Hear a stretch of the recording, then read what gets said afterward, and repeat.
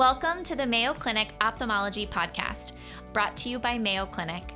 I'm your host, Dr. Andrea Tooley. And I'm Dr. Eric Bothan. We're here to bring you the latest and greatest in ophthalmology, medicine, and more.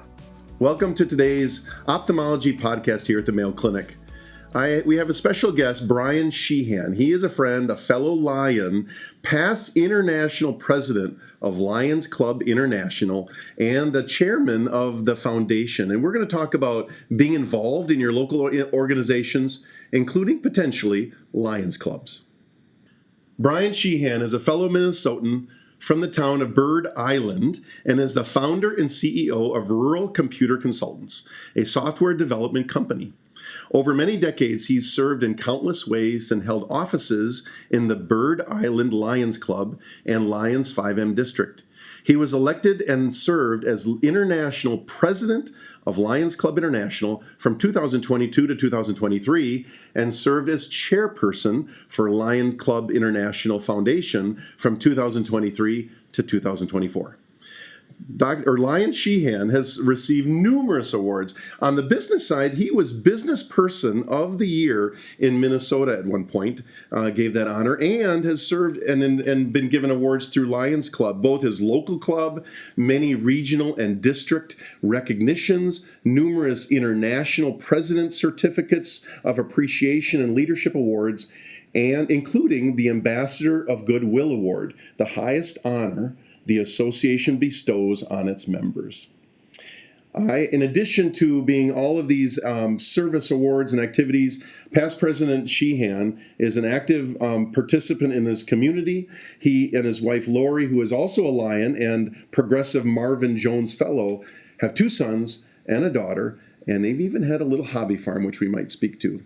Welcome, Eric, Lion, thank you. And past President Sheehan. This is an honor to be here. Thank you so much. Yeah, I'm excited. We've got to know each other through our local Minnesota 5M Lions organization. Yep. I've been in awe from the earliest days where I became a Lion and appreciated being in the organization, helping out in different ways. Just your passion and leadership, all the way up to the highest levels of the international efforts of this organization. I just thank you for everything you've done. Thank you. We are so passionate. Everybody's passionate about the things they love to do. Like you said, we'll get into animals later, but whatever you're doing, it's the passion. And that's what gets you motivated. That gets you drive. That gets you enjoying what you love to do. Yeah. Share with us, for those that have heard about the Lions, and again, most of our podcast listeners may be ophthalmologists, but some may not be. Clarify or remind people, what's the history of Lions Clubs or Lions Club International, and describe its current structure, from the club structure all the way up to this international piece that you also played. Our founding father was Melvin Jones, and he was an insurance agent out of Chicago area. And he actually had a business organization which failed miserably because he didn't figure out until you start doing something for somebody else, that's what makes a difference. So he scrapped that idea of the business club, and he got together a number of clubs that were organized throughout the United States, Minnesota being one of them, and Texas and Oklahoma. And they got them all together and say, let's do an organization for a service organization that's helping out other people. And that was back in 1917. And that's how it got started. And it started growing that way. And then as it started to grow, we became actually international in 21 when we went into Canada. But that's how it got started. And then it started to build clubs, and we had so many clubs in areas. They would back them down to having districts, then they'd have multiple districts, which would be bigger, and then they'd have regions, and they'd have international. In fact, it's gotten to the point to where we're 1.4 million members in over 200 countries. In fact, we're 1.6 million Lions and Leos. Leos are our younger organization because they want to serve just like everybody else. In fact, they've got all the creativity and all the energy you just can't imagine. But so we're at 1.6 million in our membership, and that's kind of how it got started out. Phenomenal. So along the way, Lions has their footprints in all sorts of service projects, whether it's pancake breakfast for local baseball, building out a baseball field for a local community, but certainly, as I appreciate, the efforts in hearing and sight and for, in my niche, it's been the site arena, have been a major thrust of the Lions. And that goes back, I think, to 1925. But share with us why and how the Lions clubs, which are service clubs, became knights on a crusade. It came when Melvin Jones, he was a visionary. He was a grower. He had a great vision. And then at our international convention in Ohio, Helen Keller came and addressed the Lions. And she asked the Lions, through her memorable speech, to be Knights of the Blind. And that gave us a purpose, and that gave us a direction, and that gave us a goal of where we needed to go. From that point forward, we were all about vision. Anything to do with vision, that's what we dealt with. And that's what we did for decades and decades and decades. And then, because our clubs are very autonomous, like the Bird Island Club is different than the Rochester Club. We all have different interests and different needs. But we found out that whatever you have an interest in, and again, vision is where we came from, whatever you have an interest in, that's where your passion is, that's what you should do. So we expanded over the last number of years to go beyond vision. We always hear that, oh yeah, you guys deal with vision, right? That's my grandfather's club. But we've grown so much beyond that we actually have global causes now. Vision is still our very primary thing that we do globally around the world. But we expanded into things that also hit on vision as well. So diabetes is another one of our global causes that we ask the clubs all over the world that if you're looking for a project, here are things you can do. But if you like other things like mental health or anything else, go ahead and do those. But we've also expanded into diabetes. We've done disasters. We've done environment. We've done childhood cancer. We've done hunger. We've done, those are our major global causes, things that we do everywhere. And the youth, we're very big into youth too, because that's where our future is. In fact, it's not our future, it's where our now is. But we give clubs a chance to go wherever they have a lot of interest in. And that's what we ask them to do. So when we go to potential new members, they say, what are you interested in? What's your passion? What do you like to do? Well, the Lions do that because we do. We do that all over the world. That's phenomenal. So in that regard, you started in your local club up in Bird Island, 30 plus years ago, or whatever it might have been. When you look at what was your interest, or what has been your interest locally? What has your club been doing, or what do you see other clubs regionally in our area do? Obviously, vision is part of it, but what excited you? What kept you engaged? What was your passion over the years in your local club? I think the biggest thing is I'm from a family of 8. I'm the youngest one of 8, and my mom and my dad, they told us it's about your community first.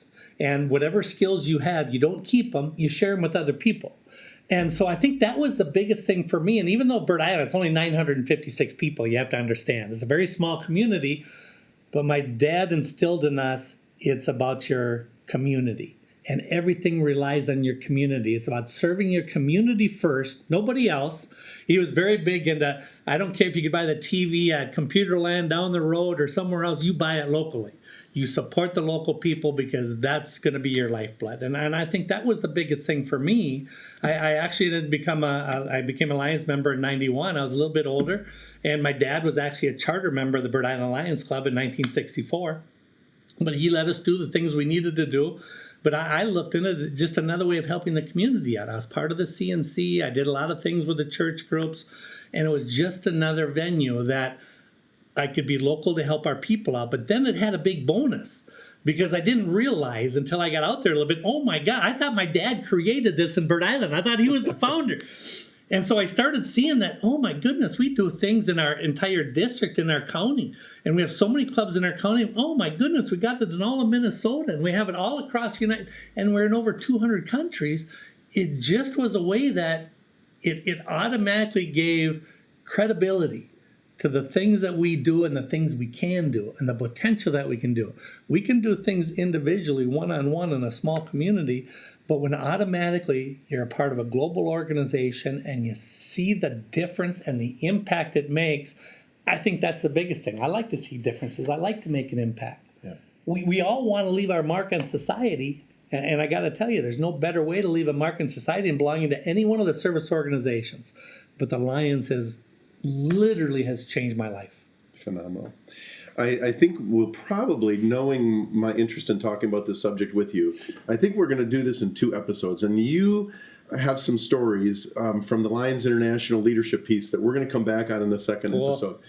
But let's talk a little bit more before we go there at a different recording about your local group. And then you mentioned the 5M district. So your local group might be a town or a region, a section of towns. How does that fit into districts? And you mentioned regions. So what is that representation? And then once you describe that, what has 5M done over the years? Wonderful. Or what is 5M and what has it done? When I first looked at this, I didn't know anything beyond Bird Island, and I became the president of my club. And because it's just what everybody has to do. We actually have 84 members in our Lions Club, which is really good for a very small community. But then I became president of the club. And then we have a district governor, which comprises of 59 clubs in our area at that time. And the district governor came up to me and said, Brian, I think you'd be a good zone chair. What a zone chair is they take care of 6 or 7 clubs in your district. So it gets all trickled down. So you have very specific care and knowledge of all the other clubs and what they're doing and helping them out and giving them knowledge, giving them help. So he asked me to become a zone chairman. And, I was busy at work. I had 4 kids that were in grade school, and I started up my business, was just starting to get very strong, and I was doing things in the community with church and the civic and commerce, and I came up with every excuse in the book why I couldn't do it. I was scared, to be honest with you, because I don't know what a zone chairperson does. So I told District Governor Dave Holman, I said, Dave, I got so many irons in the fire. I said, my business is growing. We're building new buildings. We got so many things in our school. I got 4 kids in grade. I said, I got so many irons in the fire. I said, I'll think about it. And his next words were, good, I'll put you down. Those are his exact words. Good, I will put you down. And I will guarantee you. I think that's how I got you here for doing a podcast. It was. Because you love it. And I will guarantee you, if it was not for those words, I would not be here. I'm a workaholic. I love my job. I love my business. I love doing what I'm doing. But I absolutely wouldn't be here. And I would have missed out on so many things. And that just goes to show when you're a little scared of something, to be able to push yourself, to be able, and I'm sure all of our listeners, they have those same stories. You push yourself a little bit and go beyond what your capabilities might be, and that's what makes you grow. Yeah. And so then I was a zone chair, and then I kept doing my thing, and then we have these midwinter conventions of our district. And so I went to my district convention, and they didn't have a first vice district governor, which was going to step up to be governor. And I'm sitting there, and same reason, same excuses. I'm busy. I got things going on. I don't have time for this. And then my wife kicked me underneath the table and said, just do it. You're going to do it anyway. You're going to find time to do it. You prioritize your life, and the way you go. So she kicked me a little harder than I wanted to, but that's how I moved up to the next level, which was the district governor.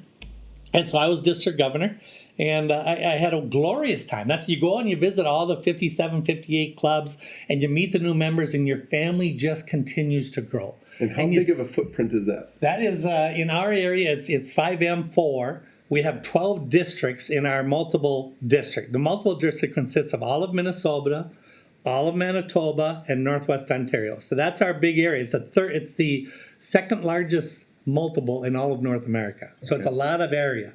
And then we have 12 districts underneath there. So we cover from one end to the other. It takes me probably about an hour and a half to go from one end to the other, and I'm kind of in the middle of it. And for people listening in North America, how many districts are there in North America? We have got 430 some districts in North America. Okay. All right.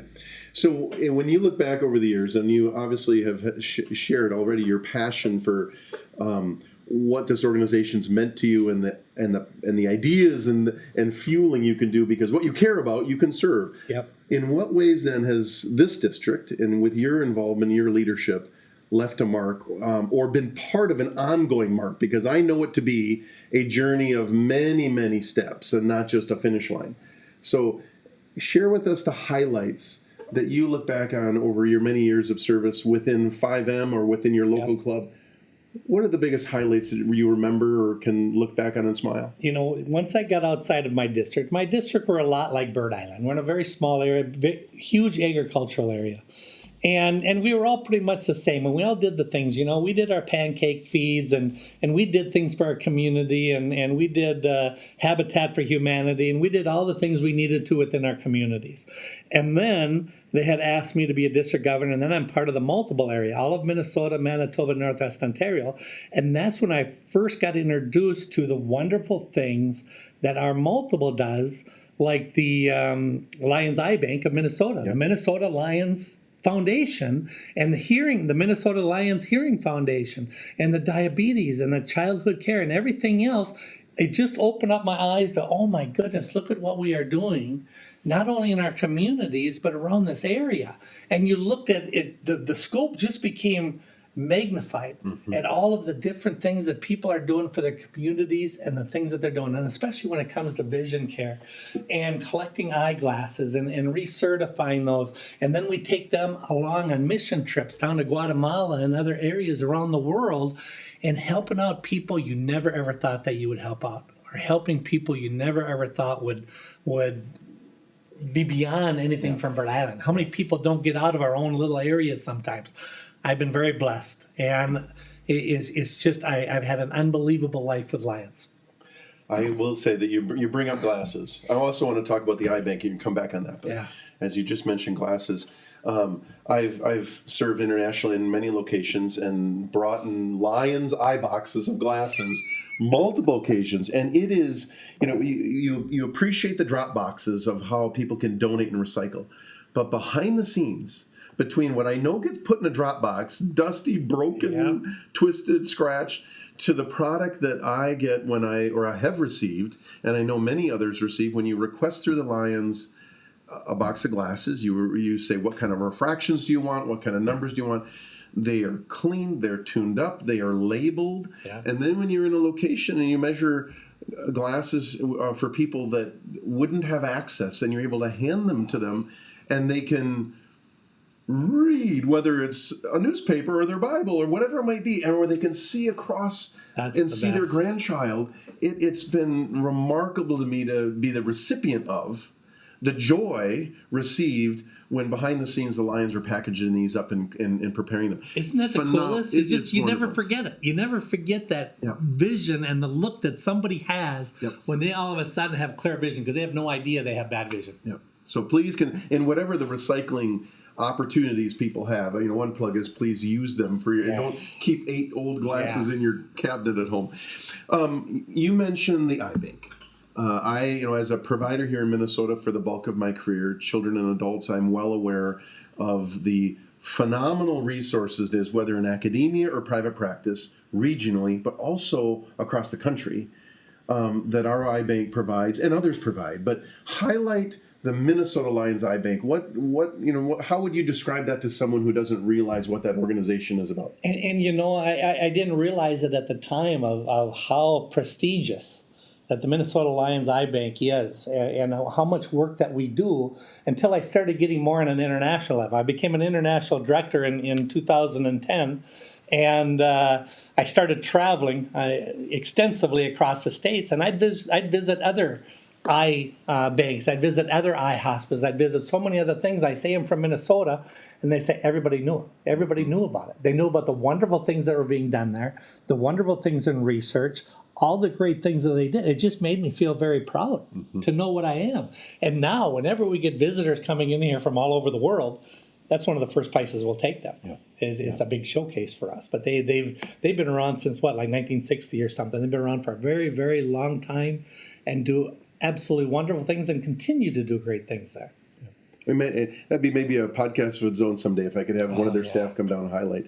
But certainly it just speaks to, the Lions' footprints on a small scale in your local community, but then collectively what's being promoted and done across the board. In today's era, one concern people have is, I have so much going on, I don't know how to juggle. I have concern that I'm, I don't have enough time for organizations.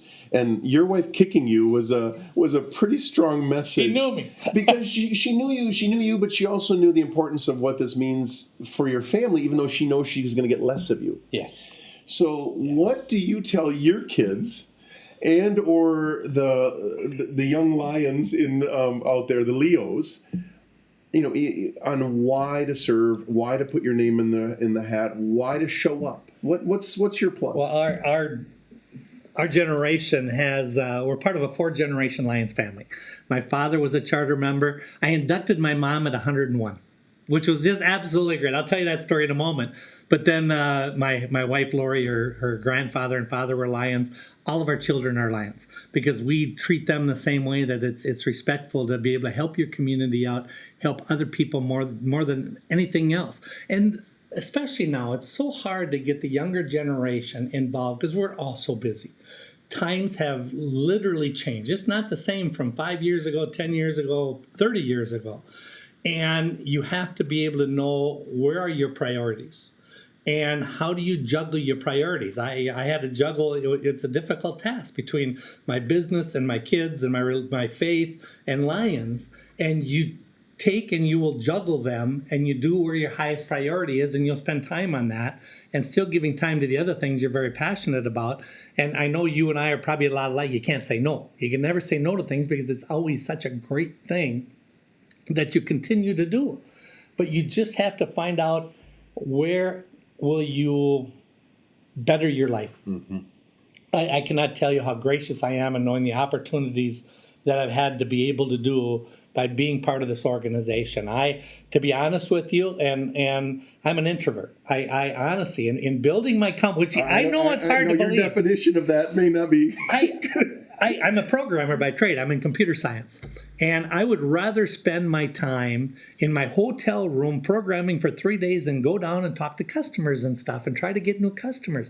So this really allowed me to think outside the box, think differently than I normally was. And it literally has totally changed my life.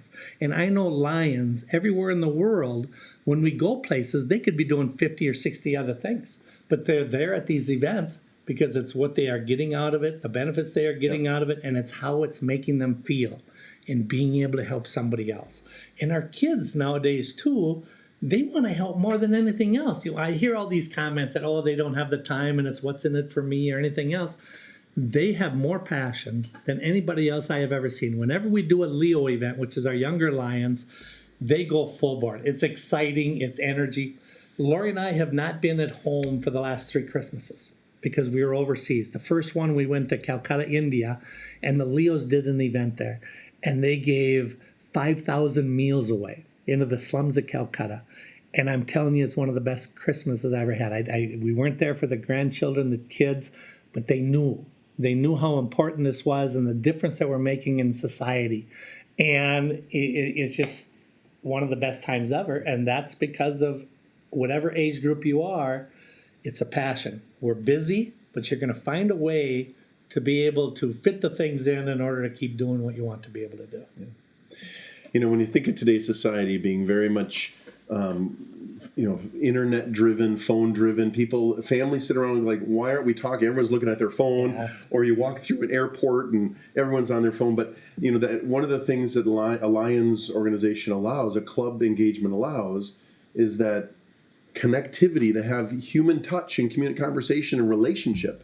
My plug would be for young adults looking for how to invest in something with their kids. Yeah. Oh, yes. What a opportunity that is there in most areas in Minnesota and around the country. Lions clubs are there.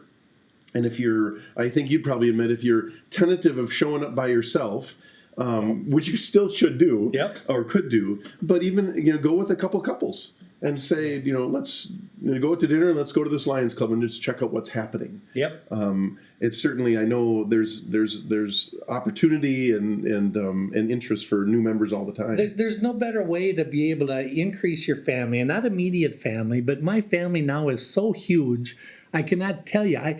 My kids could travel anywhere in the world, and I could make one phone call, and I knew if they were in trouble, it would be able to be helped out by a Lion anywhere in the world. Yeah. But it is a fabulous family. And if you come to a community, you want to get more involved in your community, joining a service organization like Lions, is one of the best things that you can do. It really I know is. every year there's a Thanksgiving for Vision. The Lions 5M, has activities. We talked about the iBank, and we talk about service things. In addition, supporting in research endeavors at the University of Minnesota through the department, and those are showcased at this Thanksgiving event in the fall. And I've so appreciated going to those. And you do a mean pumpkin too. The kick under the table. I have gotten so many kicks under the table to say, yeah, you got to do another pumpkin. Now, Eric carves these pumpkins, and they're fabulous. They're gorgeous. Now, how many years have you been doing that? A couple decades. Oh, my gosh. So I guess we'll put a couple on the podcast for people to see. Yes. But I got to tell you really quick, because okay. we brought the board meeting here, and we had the board meeting in Minneapolis, and I got to tell you, the Lions, there's 35 directors from all over the world. That was a showcase the event, was a carved Do you have a pumpkin picture that with they that had group? We'll put I it on do. this I podcast. absolutely. I will send it up to you. Well, I have been so moved by the teamwork, the spirit of camaraderie, the joy through service that's poured out at that event.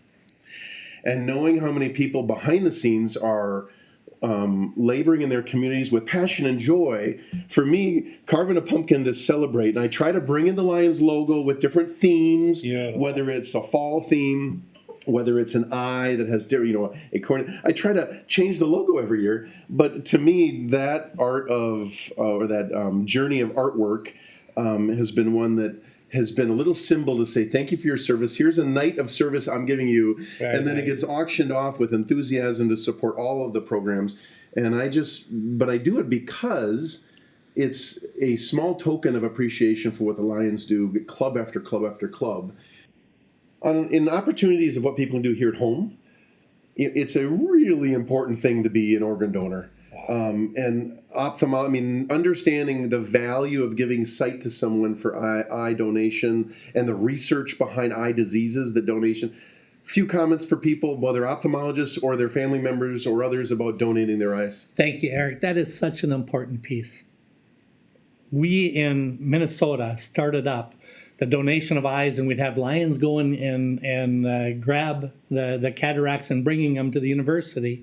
And in fact, it's because of the Lions of Minnesota that the legislature here allowed that on our driver's license to be able to be eye donors.